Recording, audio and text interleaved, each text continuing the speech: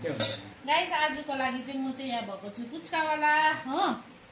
यहाँ हुनुहुन्छ मेरो कस्टमरहरू, मेरो डेली कस्टमर हो। आज चाहिँ मैले दोकान बाहिर नलगाएर घरभित्रै बनाएको हो। ए उसको हो।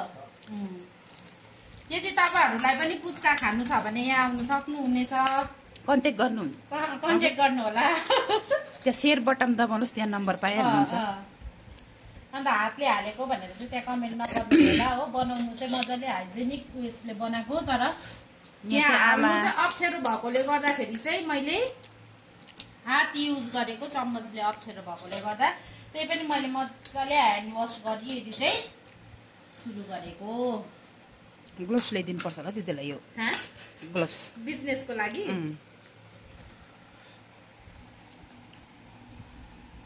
मजाले धुयो होला नि हात त। मजाले नै धुएको हो नि। भन्दा कस्तो हुन्छ मिठो भएको छ आमा? ए उसको ट्रन के चाहिँ सक्दो रहेछ। आमालाई चाहिँ यत्रोवटा हालिदिनु पर्यो। गर्नु न पानीपुरी उयो भयो है, हात ढिलो भयो यस्तो पाराले तपाईँको कस्टमरहरू भएको छ ढिलो भयो। बाबालाई ठुलो दिनु यस्तो पाराले कस्टमर भएको छ, फटाफट गर्नु फटाफट। बेसी कस्टमरै उयो गर्नु सक्दिन। फेरि तपाईँ पानीपुरी खोल्ने साँच्चै दोकान खोल्ने दामी चल्ने रहेछ साँच्चै होला। खोलिदिनु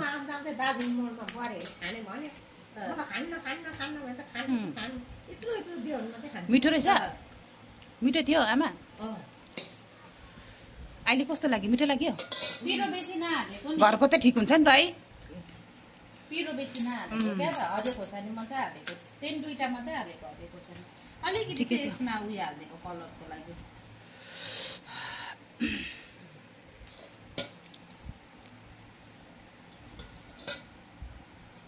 एकदम चल्दैछ, दामी चल्दैछ। चल्नु चाहिँ दामी चल्छ।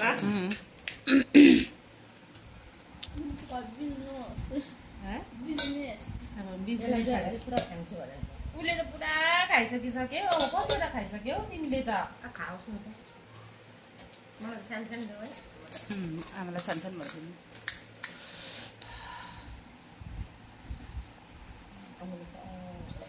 अलिक अमिलो छ नि।